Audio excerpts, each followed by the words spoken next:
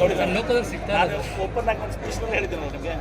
ನಾನಲ್ಲಿ ಕನ್ನಡಿಗರು ಕೂಡ ಇಲ್ಲದಾರೆ ಅದರಲ್ಲೆಲ್ಲ ಲೋಕಲ್ ಆಗಿ ಮೆರಿಟ್ ಆಧಾರ ಮೇಲೆ, ರಾಜಕೀಯದಿಂದ ಮೆರಿಟ್ ಆಧಾರ ಮೇಲೆ ಯಾರ್ಯಾರು ಮೊದಲು ಸರಕ್ಕೆ ಸೂಕ್ತಿದ್ದಾರೆ, ಅವಶ್ಯಕತೆ ಬಿದ್ದರೆ ಅವ್ರ ಟ್ರೈನಿಂಗು ಕೂಡ ಮಾಡಿಸಿ ತಗೊಳ್ಳುವಂಥ ಕೆಲಸ ಮಾಡಿ.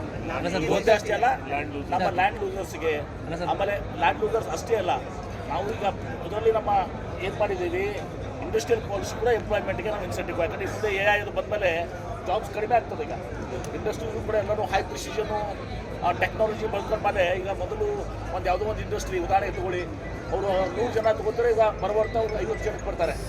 ಇಂಥ ಸಂದರ್ಭದಲ್ಲಿ ಎಂಪ್ಲಾಯ್ಮೆಂಟ್ಗೂ ಹೊರತಾ ಬರ್ತದೆ. ಅದಕ್ಕೆ ಎಂಪ್ಲಾಯ್ಮೆಂಟ್ ಜನರೇಷನ್ ಯಾರು ಮಾಡ್ತಾರಲ್ಲ ಆ ಇಂಡಸ್ಟ್ರಿಗಳಿಗೆ ಎಂಪ್ಲಾಯ್ಮೆಂಟ್ಗೆ ಇನ್ಸೆಂಟಿವ್ ಕೊಡ್ತಾ ಇದ್ದೀವಿ. ಮಹಿಳಾ ಎಂಪ್ಲಾಯ್ಮೆಂಟ್ಗೆ ಅಡಿಷನಲ್ ಇನ್ಸೆಂಟಿವ್. ಸರ್, ಅದನ್ನು ಮೌಖಿಕವಾಗಿ ಹೇಳ್ತೀರಾ ಸರ್ ನೀವು? ನೋಡಿ, ನಿಮಗೆ ಇದೇ ತಪ್ಪು ಗ್ರಹಿಕೆ ಇದೆ. ಮೊನ್ನೆ ಹಿಂದೆ ನೀವು ಡೆಕ್ಕನ್ ಹ್ಯಾಂಡಲ್ ಒಂದು ಆರ್ಟಿಕಲ್ ಇತ್ತು, ನೋಡಿದ್ದೀರಿ. ನಾನು ವಿಧಾನಸಭೆಗೂ ಕೂಡ ಉತ್ತರ ಕೊಟ್ಟಿದ್ದೆ.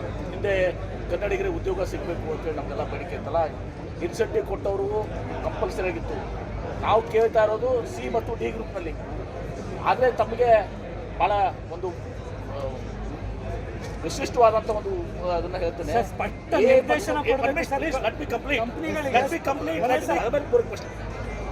ನಮ್ಮ ಇಂಡಸ್ಟ್ರಿಯಲ್ ಸ್ಟ್ರಾಟಜಿಕ್ಸ್ ನಾವು ತಗೊಂಡಾಗ C, D ಗ್ರೂಪ್ನಾಗ ಅವರು ನಾವು ಏನು ಕೇಳಿದೀವಿ ಅದಕ್ಕಿಂತ ಜಾಸ್ತಿ ಕೊಟ್ಟಿದ್ದಾರೆ. ಅದಲ್ಲದೆ A ಮತ್ತು B ಕೆಟಗರಿ ನೀವು ಕೇಳಿರಲಿಲ್ಲ. A ಬಲ್ B ಕೆಟಗರಿಲೂ ಕೂಡ 65% ಇವತ್ತು ಉದ್ಯೋಗ ನಮ್ಮ ಕನ್ನಡಿಗರು ಸಿಗ್ತಾ ಇದೆ. ನಾವು ಕೇಳೋಕ್ಕಿಂತ ಜಾಸ್ತಿ ನಾವು ಬರೀ 2 ಗ್ರೂಪ್ನಲ್ಲಿ ಕೇಳಿದ್ದೀವಿ. 4 ಗ್ರೂಪ್ನಲ್ಲಿ ನಾವು ಕೇಳಿದ್ಕಿಂತ ಜಾಸ್ತಿ ಅದು ಸಿಗ್ತಾ ಇದೆ. ಅದು ಒಂದು ಕಾಪಿ ನಿಮ್ಗೆ ಶೇರ್ ಮಾಡ್ತೀನಿ, ಅದನ್ನು ದಯವಿಟ್ಟು ಅದನ್ನು ನೋಡಿಕೊಂಡ್ರೆ ನಿಮಗೆ ಅದು ಅರ್ಥ ಆಗ್ತದೆ.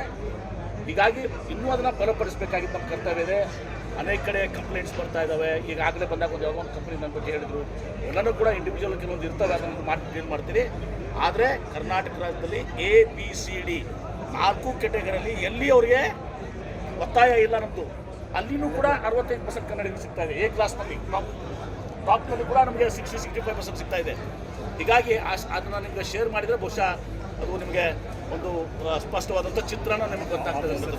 ಓಕೆ, ನಿಮ್ಗೆ ಏನಾಗುತ್ತೆ? ಇಲ್ಲೇ ಇದ್ದಾವೆ, ನಿಮ್ಗೆ ಇಲ್ಲೇ ಉದಾಹರಣೆ ಸಿಗುತ್ತೆ, ನೀವು ಚೆಕ್ ಮಾಡಿದ್ರೆ. ಅದು ಹೇಳಿ ಆದ್ಯತೆ ಸಿಗ್ತಾ ಇಲ್ಲ, ನೀವು ಸ್ಪಷ್ಟ ನಿರ್ದೇಶನ ಕೊಡಬೇಕು. ನಾನು ಸ್ಪಷ್ಟವಾಗಿ ನಿರ್ದೇಶನ ಅಲ್ಲ, ಅದನ್ನ ಎನ್ಶೂರ್ ಮಾಡ್ತಾ ಇದ್ದೀವಿ ನಾವು. ಈಗ ಕಾನೂನು ಮಾಡಬೇಕು. ಬರ್ತಾ ಇದ್ದಲ್ಲ, ಈಗ ಆ್ಯಂಕರ್ ಇಂಡಸ್ಟ್ರಿ ಸ್ಟಾರ್ಟ್ ಆಗಬೇಕು ಯಾವಾಗಾದ್ರೂ ಕೂಡ ಒಮ್ಮೆನೇ ಆಗೋದಲ್ಲ. ಒಂದು 4-5 ಆ್ಯಂಕರ್ ಇಂಡಸ್ಟ್ರೀಸ್ ಬಂದರೆ ಅದು ಏರಿಯಾ ಡೆವಲಪ್ಮೆಂಟ್ ಆಗ್ತದೆ. ಈಗ ಅದು ಪ್ರಾರಂಭ ಆಗ್ತಾ ಇದೆ. ಈಗ 10 ವರ್ಷ ಆಗ್ತಾ ಇದೆ. ಈಗ ಆಯ್ತಲ್ಲ, ಈಗ ಪ್ರಾರಂಭ ಆಗಿದ್ದಾರೆ. ಈಗ KGF 12,500 ಎಕರೆ ಜಮೀನು ಕೊಡ್ತಾ ಇದ್ದೀವಿ. ಅಲ್ಲೂ ಒಂದು ಈಗ ನೋಡಿ, ಈಗ ಪ್ರಾರಂಭ ಮಾಡಿದ್ವಿ 10 ಲಕ್ಷ ಕೋಟಿನಲ್ಲಿ 70% ಬಿಯಾಂಡ್ ಬ್ಯಾಂಗ್ಳೂರ್ ಇದೆ. ಬಿಯಾಂಡ್ ಬ್ಯಾಂಗ್ಳೂರ್ ಎಲ್ಲನೂ ಕೂಡ ಬರ್ತಾರೆ. ನಾನು ಸುಮ್ಮನೆ ರಾಜಕೀಯ ಬೆಳೆಸಕ್ಕೆ ಬರೋದಲ್ಲ. ಹಿಂದಿನ ಸರ್ಕಾರಗಳು ಏನು ಮಾಡಿದಾವೆ ಗೊತ್ತಿಲ್ಲ. ನಾನು ಬಂದ ಮೇಲೆ ಆಸಕ್ತಿ ತೋರಿಸ್ತಿದ್ದೆ. ನಾನು ಹೇಳಿದ 3 ತಿಂಗಳಲ್ಲಿ ಜರ್ಮನಿಗೆ ಹೋಗಿದ್ದೆ. ಜರ್ಮನಿ ಪ್ರಯುಕ್ತ ದುಡಿಸಲು ಬಂದಿದ್ದಾರೆ. ನಿಮ್ದು ಕ್ವಶನ್ಸ್ ಆಗಿದೆ.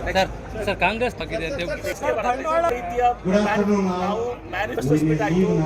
ನೆಕ್ಸ್ಟ್ ನಾವು 2 ದಿವಸಗಳ ಕಾಲ ಅಥವಾ 1 ದಿವಸ ಕಾಲ ಕರ್ನಾಟಕ ಮ್ಯಾನುಫ್ಯಾಕ್ಚರಿಂಗ್ ಹಬ್ ನೆಕ್ಸ್ಟ್ ಲೆವೆಲ್ಗೆ ಹೆಂಗೆ ಹೋಗಬೇಕು ಅಂತೇಳಿ ಒಂದು ಬ್ರೈನ್ ಸ್ಟಾರ್ಮಿಂಗ್ ಸೆಷನ್ ಕೂಡ ಮಾಡ್ತಾ ಇದ್ದೀವಿ.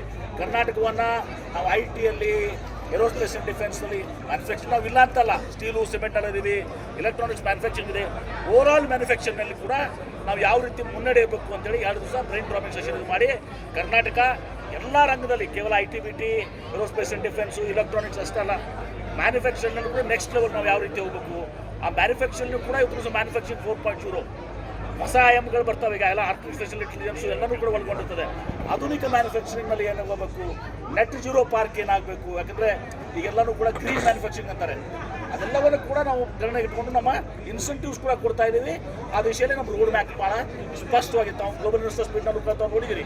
ನಮ್ಮ ಥೀಮ್ ಏನಿತ್ತಂದರೆ ರಿಮ್ಯಾಜಿನಿಂಗ್ ಗ್ರೋತ್, ಅಂದರೆ ಪ್ರಗತಿಯ ಮರುಕಲ್ಪನೆ. ಅದು ಯಾವ ರೀತಿ ಇರಬೇಕಂದ್ರೆ ಟೆಕ್ ಡ್ರಿವನ್ ಇರಬೇಕು, ಗ್ರೀನ್ ಇರಬೇಕು, ಇನ್ಕ್ಲೂಸಿವ್ ಇರಬೇಕು. ಮತ್ತು ಈಗ ಬದಲಾವಣೆ ಹೊಂದುವಂಥ ಸಂದರ್ಭದಲ್ಲಿ ರೆಸಿಲೆಂಟ್ ಆಗಿರ್ಬೇಕಂದ್ರೆ ಸದೃಢ ಆಗಿರಬೇಕು, ಅದಕ್ಕೆ ಅಡಾಪ್ಟ್ ಆಗುವಂಥದ್ದು ಇರಬೇಕು ಅನ್ನೋದನ್ನ ಮಾಡಿದ್ವಿ. ಫಂಡ್ಸನ್ನು ಕೂಡ ನಾನು ಇದು ಮಾಡ್ತೇನೆ. ಅದು CSR ಫಂಡ್ಸ್ ಏನಿದೆಯಲ್ಲ ಅದನ್ನು ಕೂಡ ಲೋಕಲ್ ಡೆವಲಪ್ಮೆಂಟ್ಗೆ ಕೊಡಿ ಅಂತ ಹೇಳ್ತಾರೆ.